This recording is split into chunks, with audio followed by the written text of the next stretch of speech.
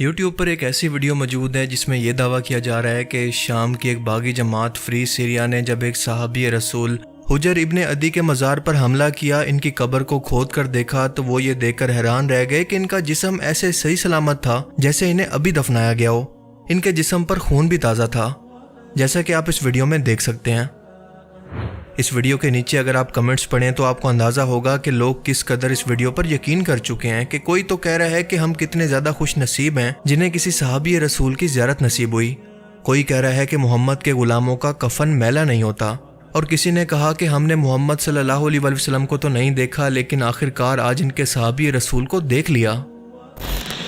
اس کے علاوہ باقاعدہ اردو اخبار کے اندر بھی اس خبر کو چھپوایا گیا جس کا ٹکڑا آپ اپنی اسکرین پر دیکھ سکتے ہیں۔ لیکن سوال یہ ہے کہ کیا یہ ویڈیو واقعی حقیقت ہے؟ واقعی ایسا کچھ ہوا بھی ہے کہ نہیں جو کچھ اس ویڈیو کے اندر اس شخص کے بارے میں کلیم کیا جا رہا ہے؟ اس کا جواب ہے کہ نہیں۔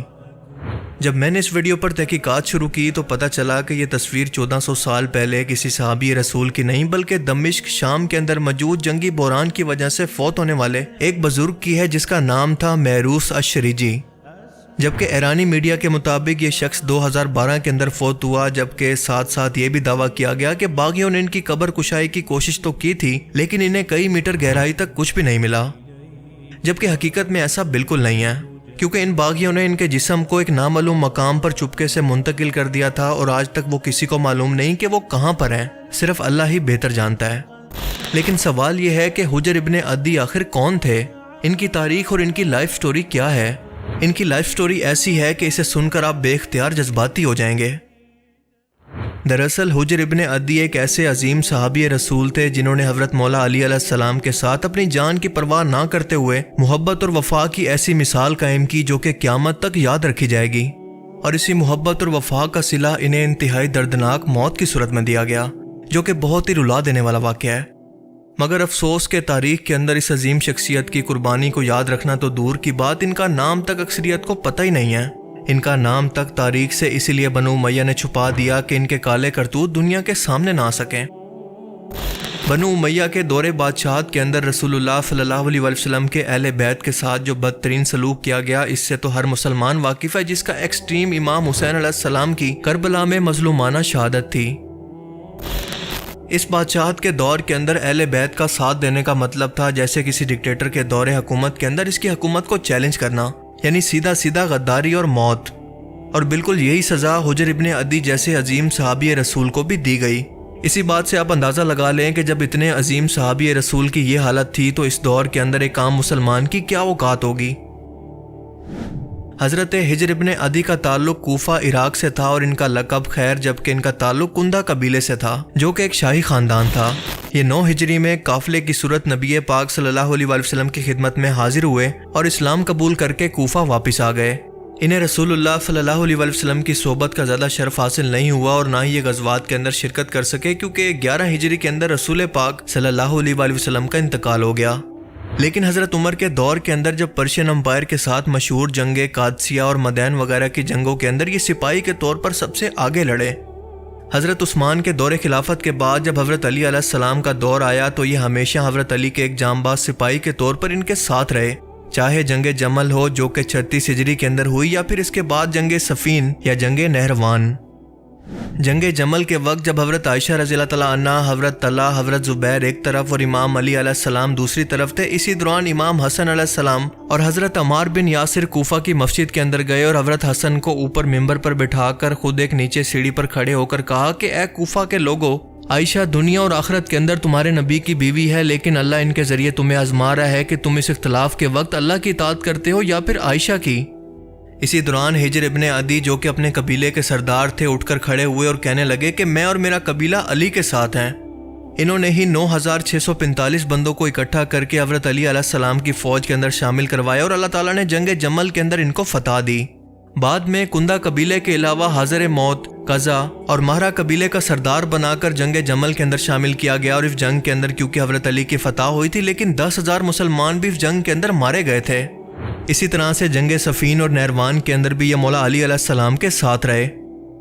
رسول اللہ صلی اللہ علیہ وسلم نے فرمایا تھا کہ جس طرح سے پہلی امت پر صالح علیہ السلام کی اونٹنی کو قتل کرنے پر اس امت پر عذاب آیا تھا، بالکل اسی طرح سے میری امت میں سب سے بڑا بدبخت وہ ہوگا جو کہ علی کو قتل کرے گا۔ اور آپ صلی اللہ علیہ وسلم کے الفاظ کے مطابق امت پر حضرت علی علیہ السلام کی شہادت کے بعد ایک ایسی بادشاہت کا عذاب آیا جو کہ آج تک اس امت کو اکٹھے نہیں ہونے دے رہا۔ اس امت سے خلافت کے نظام کو ہمیشہ کے لیے چھین لیا گیا۔ حضرت علی کی وفات کے بعد جب حضرت حسن خلیفہ بنے اور حضرت امیر معاویہ سے جنگ کے لیے جا رہے تھے تو انہیں صلح کی آفر کی گئی، جو کہ انہوں نے قبول کر لی، کیونکہ اللہ کا حکم ہے کہ میدان جنگ کے اندر کافر بھی اگر تمہیں صلح آفر کرے تو اسے قبول کرو۔ اس صلح حسن کے اندر باقی شرطوں کے علاوہ یہ 2 شرطیں بھی شامل تھی کہ امیر معاویہ اپنے بعد کسی کو جانشین نامزد نہیں کریں گے، بلکہ مسلمانوں کے مشورے پر خلافت کو چھوڑ دیں گے کہ وہ جس کو چاہیں خلیفہ چن لیں۔ مولا علی علیہ السلام پر عراق اور شام کے اندر جو ممبروں پر لعنت کروائی جاتی ہے اس کو ختم کریں گے، لیکن ہم سبھی جانتے ہیں کہ ایسا نہیں ہوا۔ حجر ابن عدی دلی طور پر اس صلح کو قبول کرنے کے حق میں نہیں تھے، لیکن امام حسن علیہ السلام کے سمجھانے پر وہ اس بات کو مان گئے۔ لیکن اس صلح حسن کے بعد بھی جب وہ کوفہ اور بصرہ کے اندر ممبروں پر مولا علی علیہ السلام پر لعنت ہوتے دیکھتے تو ان سے برداشت نہ ہوتا، لہٰذا ان کو جہاں موقع ملتا وہ اس کے خلاف آواز بلند کرتے کہ صلح حسن کے بعد بھی اس طرح کے ظالم اور عبید اللہ ابن زیاد جیسے فاسق حکمران ہم مسلمانوں پر آخر کیوں مسلط کیے گئے ہیں۔ ایک بار عراق کا یہی گورنر عبید اللہ ابن زیاد ممبر پر بیٹھا خطبہ دے رہا تھا کہ حجر نے ایک کنکر اٹھا کر اس کی طرف پھینکا اور کہا کہ نماز کا وقت نکلا جا رہا ہے اور تو ابھی تک خطبہ دے رہا ہے، اپنے خطبہ کو ختم کرو، تم لوگ جان بوجھ کر نمازوں کو دیر سے کیوں پڑھتے ہو۔ اس بات پر ابن زیاد نے یہ الزام لگا کر کہ یہ لوگوں کے اندر بغاوت کروانا چاہتا ہے، حکمران وقت کی بات نہیں مانتا، ان سمیت 12 لوگوں کو قید کر کے شام امیر معاویہ کے پاس بھیج دیا۔ حضرت عائشہ کو جب اس کی خبر ہوئی تو انہوں نے ایک سوار عبد الرحمن بن حرس کو بھیجا کہ انہیں قتل نہ کریں، میری سفارش پر ان کو چھوڑ دیں، لیکن جب تک یہ سوار شام تک پہنچتا حجر ابن عدی کو قتل کر دیا گیا تھا۔ جب یہ 12 لوگ عراق سے روانہ ہوئے تو شام کی سرحد پر موجود تھے اور وہیں سے حکم ہوا کہ 6 لوگوں کی سفارش کی وجہ سے انہیں چھوڑ دیا جائے، جبکہ باقی حجر اور ان کے ساتھیوں کو صرف اس صورت چھوڑ دو کہ اگر وہ علی پر لعنت کریں، ورنہ ان سب کو راستے میں ہی قتل کر دو۔ حجر ابن عدی کے ایک ساتھی کو جن کا نام تھا عبداللہ ابن حسان، ان کے بارے میں کہا گیا کہ ان کو انتہائی بے دردی سے قتل کرو، لہٰذا ابن زیاد کے حکم پر ان کو زندہ دفن کر دیا گیا، جبکہ باقی ساتھی جن کے اندر حجر ابن عدی بھی شامل تھے ان سے کہا گیا کہ ایک بار علی پر لعنت کر دو تو تمہیں چھوڑ دیں گے۔ حجر ابن عدی نے جواب دیا کہ ساری زندگی مولا علی علیہ السلام کا ساتھ دیا، لیکن اب موت کے ڈر سے یہ اتنا بڑا گناہ میں کبھی نہیں کر سکتا، میں یہ اتنا بڑا گناہ اپنے ساتھ قبر میں نہیں لے کر جاؤں گا، اللہ کو ناراض نہیں کروں گا۔ ان کے سامنے ان کی قبریں کھود کر خود جلاد نے ان سے پوچھا کہ تمہاری کوئی آخری خواہش ہو تو بتاؤ۔ حجر ابن عدی نے جواب دیا کہ مجھے 2 رکعت نماز پڑھنے دو، اور جلدی جلدی نماز ادا کر لی۔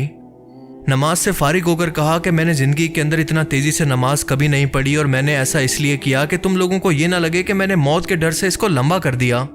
میری دوسری خواہش یہ ہے کہ مجھے انہی بیڑیوں کے اندر اسی لباس کے اندر اپنے خون کے نشانوں کے ساتھ دفن کرنا۔ میں معاویہ سے پورے صراط پر اللہ کے سامنے اسی حالت کے اندر انصاف مانگوں گا، لہٰذا آپ کی خواہش کے مطابق اسی طرح سے آپ کو دفنا دیا گیا۔ انہیں عراق اور شام کی اس سرزمین پر دفنایا گیا جو علاقہ حضرت عمر کے دور کے اندر حجر ابن عدی نے خود فتح کروایا تھا، اور ان لوگوں نے اس عظیم صحابی کو شہید کیا جو کہ فتح مکہ پر معافیاں مانگ کر مسلمان ہوئے تھے، یعنی طلقہ میں سے تھے۔ حجر ابن عدی کے آخری الفاظ وہی تھے جو کہ مولا علی علیہ السلام کے تھے، کیونکہ مولا علی علیہ السلام سے جب پوچھا گیا کہ اتنے سارے مسلمان آپسی خانہ جنگی کے اندر شہید ہو گئے، آپ ان کو کیا سمجھتے ہیں؟ مولا علی علیہ السلام فرمایا کرتے تھے کہ یہ بھی ہمارے بھائی تھے لیکن بہک گئے تھے، لہٰذا ان کی مغفرت کرتے رہا کرو، وہ سب بھی شہید ہیں۔ میرا اور معاویہ کا معاملہ قیامت کے دن پل صراط پر طے ہوگا۔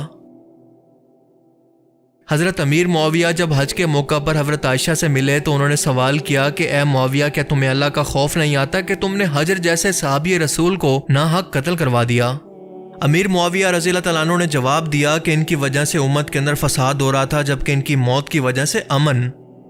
امام حسن بصری لکھتے ہیں کہ امیر معاویہ نے 4 ایسے کام کیے جن کی وجہ سے ان کا زوال ہوا۔ ان میں سے ایک کام تو حکومت وقت کی بغاوت کرنا، دوسرا ابن زیاد جیسے حکمرانوں کو لگانا، تیسرا شرابی اور اپنے عیاش بیٹے یزید کو بادشاہ بنانا، اور چوتھا تھا حجر ابن عدی جیسے صحابی رسول کو ناحق قتل کرنا۔